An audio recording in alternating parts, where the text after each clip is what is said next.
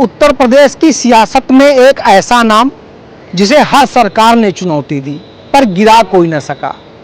कभी कहा गया गुंडा विहीन कुंडा करेंगे, कभी कहा गया कुंडी लगा देंगे और कभी कहा गया राजा भैया की राजनीति खत्म कर देंगे। पर नतीजा वही, सरकार बदल गई, मुख्यमंत्री बदल गए और नेता भी बदल गए, पर कुंडा की राजनीति का वही चेहरा, राजा भैया। पहला किस्सा, कुंडा का किला। कुंडा एक विधानसभा सीट नहीं है बल्कि ये एक किला है।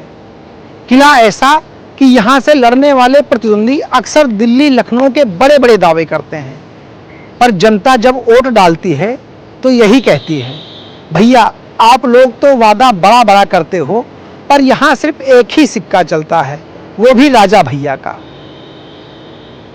कहा जाता है जब कल्याण सिंह कुंडा में एक रैली करने गए तो उन्होंने नारा दिया, गुंडा विहीन कुंडा करो। तो गांव के बूढ़े बुजुर्ग मुस्कुरा दिए, बोले गुंडा नहीं बाबूजी, ये गुंडा राज नहीं है, ये तो राजा भैया का दरबार है और ये दरबार जनता का है। चुनाव हुआ, नतीजे आए, नतीजे वही, भाजपा का प्रत्याशी बुरी तरह धूल चाट गया और राजा भैया रिकॉर्ड तोड़ वोटों से जीत गए।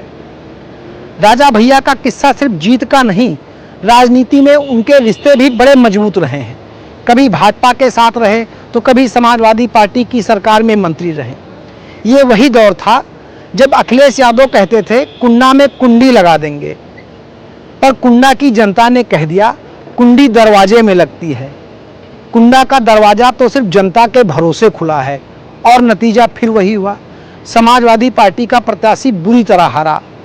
अखिलेश यादव भी समझ गए कुंडा में ताल ठोकना आसान नहीं है।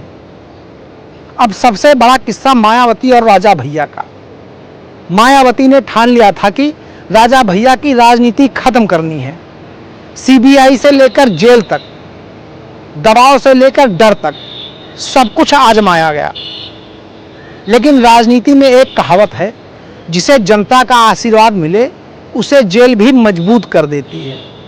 राजा भैया जेल से बाहर आए और भी ज़्यादा मजबूत हो गए।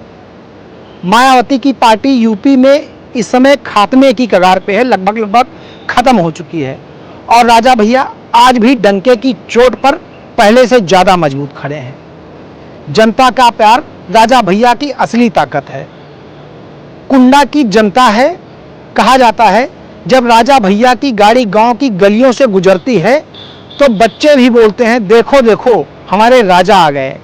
यानी राजनीति का जो रिश्ता बाकी नेताओं का सिर्फ वोट बैंक तक सीमित है, वहीं राजा भैया का रिश्ता जनता के दिलों तक है। अब नजर 2027 विधानसभा चुनाव पर है। राजनीतिक समीकरण फिर बनेंगे। भाजपा अपने दम पर दावा करेगी, समाजवादी पार्टी गठबंधन खोजेगी, कांग्रेस नए चेहरे दिखाएगी। लेकिन यूपी की राजनीति जानती है कि कुंडा का दरबार तय करता है कि हवा किस ओर बहेगी। राजा भैया साथ हुए तो बाजी पलट सकती है, ना हुए तो गिनती अधूरी रह सकती है। कल्याण सिंह गए, अखिलेश यादव के दावे धरे रह गए, मायावती की पार्टी हंसिए पर चली गई, पर राजा भैया आज भी उतने ही मजबूत बल्कि उससे ज़्यादा मजबूती के साथ खड़े हैं। कुंडा की राजनीति का सिकंदर वही है जिसे जनता प्यार से राजा भैया कहती है और इतिहास यही कहेगा, जिसे हराने निकले वो खुद हार गए, जिसे मिटाने चले वो और मजबूत हो गए। जय हिंद, जय भारत।